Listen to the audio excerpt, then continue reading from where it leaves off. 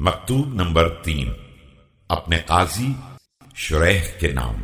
بسم اللہ الرحمن الرحیم۔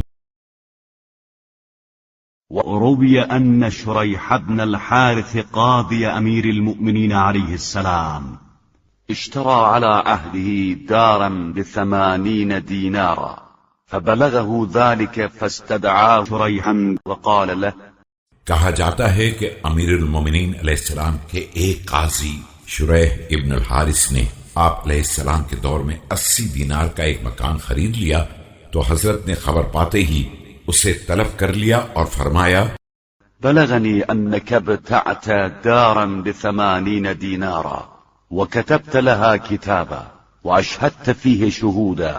فقال له شريح، قد كان ذلك يا أمير المؤمنين. قال فنظر إليه نظرا مغضب ثم قال له، میں نے سنا ہے کہ تم نے 80 دینار کا مکان خریدا ہے اور اس کے لیے بیع نامہ بھی لکھا ہے اور اس پر گواہی بھی لے لی ہے۔ شریح نے کہا کہ ایسا تو ہوا ہے۔ آپ علیہ السلام غضبناک ہوئے اور فرمایا، يا شريح، أما إنه سيأتيك من لا ينظر في كتابك ولا يسألك عن بينتك حتى يخرجك منها شاخصا ويسلمك إلى قبرك خالصا۔ شریح، ان قریب تیرے پاس وہ شخص آنے والا ہے جو نہ اس تحریر کو دیکھے گا اور نہ تجھ سے گواہوں کے بارے میں سوال کرے گا، بلکہ تجھے اس گھر سے نکال کر تن تنہا قبر کے حوالے کر دے گا۔ فانظر يا شريح، لا تكون ابتعت هذه الدار من غير مالك أو نقدت الثمن من غير حلالك، فإذا أنت قد خسرت دار الدنيا ودار الآخرة۔ اگر تم نے یہ مکان دوسرے کے مال سے خریدا ہے اور غیر حلال سے قیمت ادا کی ہے تو تمہیں دنیا اور آخرت دونوں میں خسارہ ہوا ہے۔ أما إنك لو كنت أتيتني عند شرائك ما اشتريت لكتبت لك كتابا على هذه النسخة، فلم ترغب في شراء هذه الدار بدرهم فما فوق۔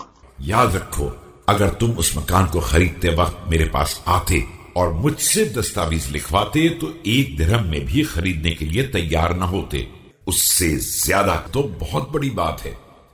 والنسخة هذا ما اشترى عبد ذليل من ميت قد أزعج للرحيل، اشترى منه دارا من دار الغرور من جانب الفانين وخطة الهالكين، وتجمع هذه الدار حدود 4۔ میں اس کی دستاویز اس طرح لکھتا، یہ وہ مکان ہے جسے ایک بندہ ذلیل نے اس مرنے والے سے خریدا ہے جسے کوچ کے لیے آمادہ کر دیا گیا ہے۔ یہ مکان دنیائے پرفریب میں واقع ہے جہاں فنا ہونے والوں کی بستی ہے اور ہلاک ہونے والوں کا علاقہ ہے۔ اس مکان کے حدود 4 یہ ہیں۔ الحد الأول ينتهي إلى دواعي الآفات، والحد الثاني ينتهي إلى دواعي المصيبات، والحد الثالث ينتهي إلى الهوى المردي، والحد الرابع ينتهي إلى الشيطان المغوي۔ ایک حد اسباب آفات کی طرف ہے اور دوسری اسباب مصائب سے ملتی ہے، تیسری حد ہلاک کر دینے والی خواہشات کی طرف ہے اور چوتھی گمراہ کرنے والے شیطان کی طرف۔ وفيه يشرع باب هذه الدار، اشترى هذا المغتر بالأمل من هذا المزعج بالأجل هذه الدار بالخروج من عز القناعة والدخول في ذل الطلب والضراعة۔ اور اسی طرف اس گھر کا دروازہ کھلتا ہے۔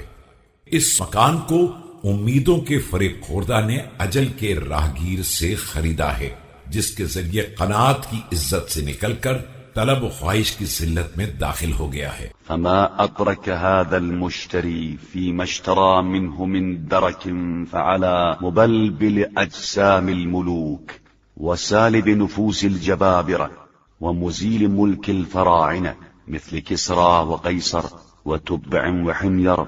اب اگر اس خریدار کو اس سودے میں کوئی خسارہ ہو تو یہ اس ذات کی ذمہ داری ہے جو بادشاہوں کے جسموں کو تہو بالا کرنے والی، جابروں کی جان نکال لینے والی، فرعونوں کی سلطنت کو تباہ کر دینے والی، کسرا و قیصر، تبا و حمیر، فمن جمع المال على المال فأكثر، ومن بنى وشيد وزخرف ونجد وادخر واعتقد ونظر بزعمه للولد، اشخاصهم جميعا الى موقف الارض والحساب وموضع الثواب والعقاب۔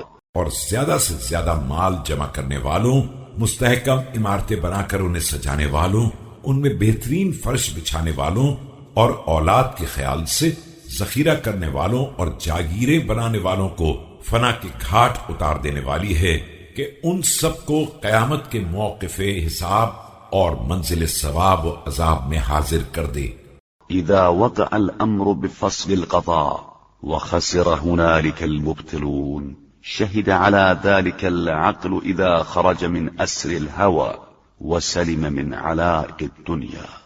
جب حق و باطل کا حتمی فیصلہ ہوگا اور اہل باطل یقیناً خسارے میں ہوں گے، اس سودے پر اس عقل نے گواہی دی ہے جو خواہشات کی قید سے آزاد اور دنیا کی وابستگیوں سے محفوظ ہے۔